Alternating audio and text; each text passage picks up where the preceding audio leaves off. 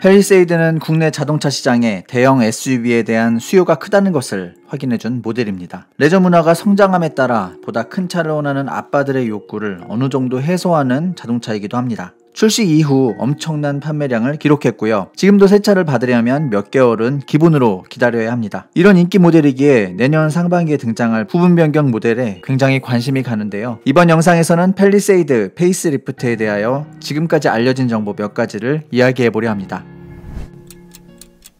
가장 먼저 말씀드려야 할 부분은 역시 외관 디자인이겠죠. 보통의 부분 변경은 외관에서 약점으로 지적된 부분을 손보는 정도로 진행됩니다. 적은 비용으로 조금이나마 신차 효과를 발생시켜 자동차의 라이프 사이클을 늘리는 것이 목적이기 때문이죠. 그런데 현대 자동차는 몇 년 전부터 부분 변경을 신차급으로 가져가고 있습니다. 특히 그랜저의 경우에는 차체 사이즈까지 바꿔버리며 완전 변경급의 페이스리프트를 선보인 바 있습니다. 이번 팰리세이드 페이스리프트의 경우에도 그랜저만큼은 아니겠지만 꽤 큰 폭의 변화를 줄 것으로 보이는데요. 투싼에 적용시키며 대중으로부터 나름 괜찮은 평을 얻었던 파라메트릭 다이내믹스 디자인을 팰리세이드 부분 변경 모델에도 적용할 것이라고 합니다. 쌍용 자동차의 경우에는 티볼리 디자인을 상위 모델인 코란도에 이식한 결과 회사가 휘청일 정도로 대중의 외면을 받았습니다만 현대자동차는 그런 거 없습니다. 확실한 1등 프리미엄이 있기 때문에 어지간하면 이런 전략도 실패하지 않습니다. 게다가 팰리세이드가 경쟁자가 많지 않은 차량이기도 하기 때문에 큰 상관은 없을 것 같죠. 라디에이터 그릴과 헤드램프의 유기적인 연결이 핵심인 이 디자인은 투싼과 비슷하면서도 좀 더 단단하면서 와이드한 이미지를 연출할 것으로 보이고요. 이를 통해 대형 SUV다운 카리스마를 보여줄 것으로 기대됩니다. 실내 디자인에서도 몇 가지의 변화가 예상되는데요. 우선 스티어링 휠의 디자인이 변경됩니다. 아반떼부터 적용되기 시작했으며 투싼이나 스타리아에도 장착된 포스포크 휠이 들어갑니다. 전작의 무난한 스타일보다는 훨씬 좋은 디자인이라고 생각하기 때문에 환영할 만한 일인 것 같습니다. 그리고 기아 변속기는 아마도 버튼 타입이 유지될 것 같은데요. GB60에 도입되며 호평을 받았던 크리스탈 스피어가 탑재될 수도 있다는 이야기가 있지만 내연기관 차량에 들어갈 가능성은 희박합니다. 디스플레이의 경우 파노라믹 디스플레이가 들어갈 수도 있다는 소문이 있긴 했는데요. 계기판 디자인상 변경은 없을 것이라고 합니다. 그리고 AVM 모니터가 12.3인치로 사이즈업 되는 것 같은데요. 이것만 하더라도 많은 분들이 크게 만족하실 부분인 것 같습니다. 시트의 경우 디자인이 바뀌게 되며 7인승을 선택하면 탑재되는 2열 독립 시트에 전동 포지셔닝 기능이 탑재될 가능성이 높다고 합니다. 그 밖에 실내 디자인상 변경은 거의 없다고 하고요. 편의 사양 중에서는 원격 주차 보조 기능의 탑재 소식이 있습니다. 차에서 내린 상태에서 키를 통해 차량에 전후진을 할 수 있는 기능인데 팰리세이드가 차체가 워낙 크잖아요. 그래서 주차가 힘든 분들이 많았을 텐데 이런 분들에게 좋은 소식이 아닐까 싶습니다. 플랫폼 변경 가능성에 대한 이야기도 있습니다. 2세대에 비해 3세대의 경우 주행 질감, 안전도 등에서 확연하게 개선된 모습을 보여주기 때문에 해당 모델을 기다리시는 분들도 반드시 변경해줬으면 하는 바람이 있으실 겁니다. 원래 부분 변경이라면 플랫폼 변경을 안 한 상태에서 파워트레인 변경 정도만 가져가는 것이 일반적인데 산타페 부분 변경에서 플랫폼을 바꿨던 사례가 있기 때문에 팰리세이드 역시 가능성은 열려있다고 봐야 될 것 같습니다. 물론 산타페의 경우에는 소렌토라는 경쟁 모델이 있었기 때문에 플랫폼을 맞춰줄 필요가 있었지만 팰리세이드는 특별히 경쟁 모델이 없죠. 그래서 플랫폼을 바꿔주지 않는다고 하더라도 여전히 판매량에는 문제가 없을 자동차이기 때문에 이윤 추구를 최우선으로 하는 기업 입장에서는 이윤 극대화를 노릴 수도 있습니다. 이 부분에 대해서는 조만간 확인이 가능할 것으로 보이고요. 확인이 되면 저도 영상으로 소식을 말씀드리도록 하겠습니다.